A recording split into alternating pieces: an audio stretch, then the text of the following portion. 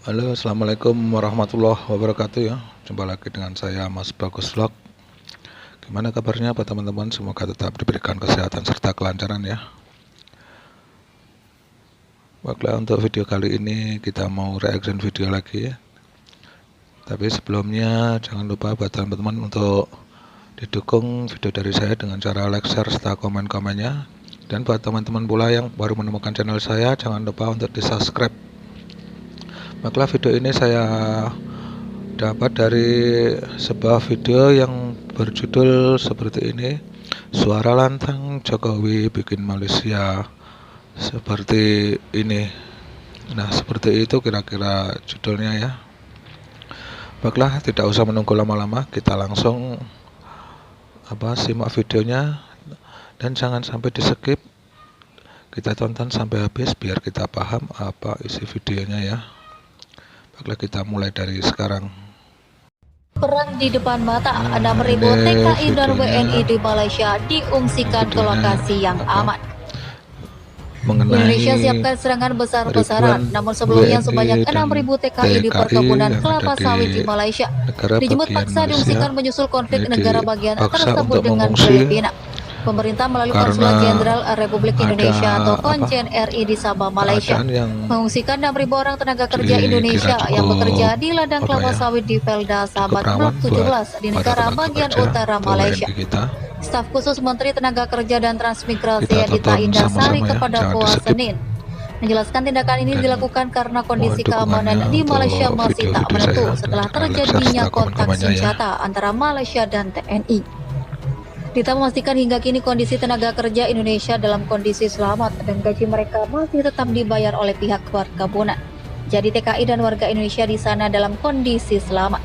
Dan kita memastikan upah para TKI yang mengungsi ini tetap dibayar walaupun mereka saat ini tidak bekerja karena sedang mengungsi.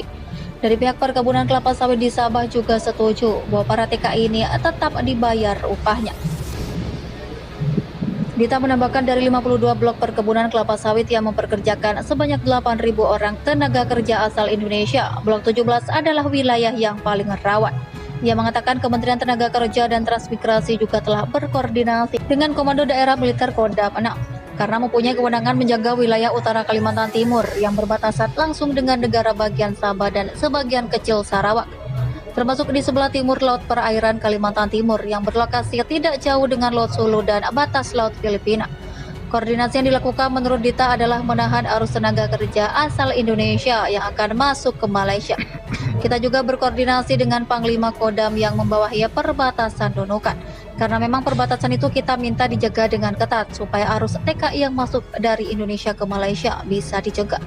Jangan sampai dalam situasi begini orang kita masuk ke Malaysia. Jadi kita minta ke Pangdam agar menjaga ketat wilayah itu, khususnya jalan pintas yang sering menjadi jalur TKI ilegal ke Malaysia. Proses pengungsian para TKI ini menurut Dita adalah kerjasama antara pihak Konsulat Jenderal RI di Malaysia. Sementara itu, Wakil Ketua Komisi 1 Dewan Perwakilan Rakyat mengatakan pihaknya telah meminta kepada Kementerian Luar Negeri jika membutuhkan tambahan anggaran demi menyelamatkan para TKI di Sabah agar segera mendiskusikannya dengan Komisi 1. Panglima Komando Daerah Militer atau Pangdam 6 Mula Warman Majen TNI Subianto menegaskan perintah itu untuk memperketat penjagaan perbatasan Indonesia Malaysia di Kalimantan Utara dimaksudkan untuk mencegah serangan balasan dari pihak militer Malaysia. Selaku Pangkops Kodam Mula Warman, saya memerintahkan prajurit yang bertugas di perbatasan untuk memperketat penjagaan, ujar Pangdam Mula Warman di Balikpapan Jumat dini hari. Perbatasan Indonesia-Malaysia di Kalimantan Utara merupakan salah satu jalan masuk. Para penyusup memanfaatkan jalur-jalur tersembunyi baik di pegunungan maupun di pesisir untuk melakukan serangan. Panglima menyebutkan saat ini sebanyak 900 personil TNI bertugas menjaga perbatasan Indonesia-Malaysia. Mereka berasal dari Batalion Infanteri 623 Baktiwira Utama yang berbasis di Banjarbaru, Kalimantan Selatan. Para prajurit disebar ke sejumlah pos terluar dari mana mereka menggelar patroli. Disebutkan setidaknya ada tugas patroli patok perbatasan negara. Tugas patroli antara lain menemukan, menjaga, dan memelihara patok batas agar tidak hilang dan tidak bergeser. Selanjutnya ada tugas patroli untuk mencegah semua hal yang mencurigakan agar Indonesia tak kecolongan. Hari ini Sabtu, Presiden Joko Widodo melakukan kunjungan kenegaraan ke kawasan Asia Tenggara dengan tujuan pertama ke Malaysia. Kunjungan ini memiliki nilai strategis karena Malaysia adalah salah satu negara tetangga strategis yang memiliki hubungan diplomatik dengan Indonesia. Dinamika panas dingin hubungan Indonesia-Malaysia mulai dari soal perbatasan, klaim artefak budaya hingga soal buruh migran Indonesia. Dalam konteks kekinian, kunjungan ke Malaysia juga merupakan hal yang mendesak mengingat saat ini Malaysia adalah ketua ASEAN dan politik luar negeri Indonesia. Di bawah Presiden Joko Widodo sangat melihat ASEAN sebagai arena regional yang penting. Kepentingan perlindungan buruh migran Indonesia, kunjungan Presiden Joko Widodo juga tidak boleh disia-siakan hanya sebagai kunjungan kenegaraan tanpa makna, tetapi harus dimaksimalkan untuk mengkonkretkan prinsip nawacita yang menghadirkan negara sebagai pelindung, kata Direktur Analis Kebijakan Migran Care Malaysia, Anis Hidayah dalam siaran persnya Jumat. Tak hanya itu, Jokowi pun mendesak untuk mencari tahu dan mempertanyakan insiden penembakan WNI dan iklan produk pembersih Remofak Malaysia yang dinilai melecehkan juga merendahkan martabat PRT migran Indonesia. Sikap tegas Presiden Joko Widodo diharapkan mampu mengakhiri era stigmatisasi dan diskriminasi terhadap buruh migran Indonesia. Dalam berbagai media atau penyebutan Indon sebagai ejekan, iklan yang tidak layak yang selama ini dibiarkan. Oleh karena itu, Migran Care sebagai organisasi yang memperjuangkan hak-hak buruh migran Indonesia mendesak kepada Presiden Joko Widodo untuk benar-benar serius memperjuangkan hak-hak buruh migran Indonesia di Malaysia dan mengagendakan masalah buruh migran sebagai salah satu prioritas pembicaraan tingkat tinggi. Persoalan-persoalan mendesak yang harus segera diselesaikan adalah: 1. Keseriusan pemerintah Malaysia dalam memberikan perlindungan dan memastikan pemenuhan hak-hak PRT migran Indonesia dengan standar hak asasi manusia. 2. Desakan agar pemerintah Malaysia tidak menggunakan standar ganda dan mengakhiri praktek kriminalisasi dalam penanganan buruh migran tak berdokumen. Selama ini industri perkebunan yang memakmurkan ekonomi Malaysia ditopang jutaan buruh migran tak berdokumen. 3. Desakan kepada pemerintah Malaysia untuk memberikan akses kepada puluhan ribu anak-anak buruh migran Indonesia tak berdokumen untuk layanan pendidikan dan kesehatan. 4. Desakan kepada pemerintah Malaysia sebagai ketua ASEAN untuk serius menuntaskan pembahasan dan perwujudan antara instrumen dan mekanisme perlindungan hak asasi buruh migran di kawasan ASEAN yang efektif dan bersendikan pada instrumen internasional perburuhan dan hak asasi manusia.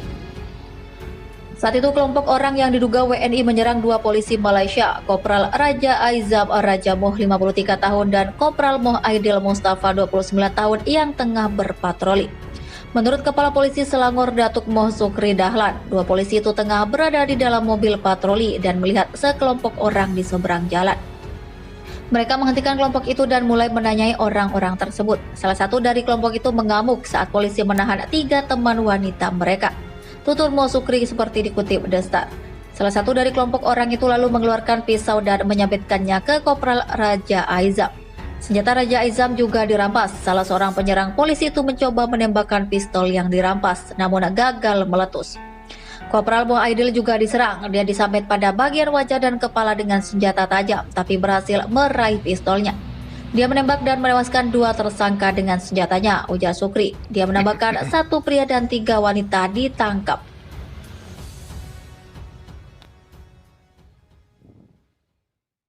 Nah, itu tadi isi video yang mengabarkan tentang TKI Indonesia yang ada di bagian Malaysia, negara bagian Malaysia ya. Semoga tetap diberikan kesehatan, keamanan serta keselamatan buat saudara-saudara kita yang menjadi TKI atau pekerja di Malaysia ya. Dan terima kasih buat semuanya sudah menonton video dari saya. Tetap nantikan video-video saya selanjutnya ya. Dan terima kasih buat semuanya. Saya akhiri. Assalamualaikum warahmatullahi wabarakatuh.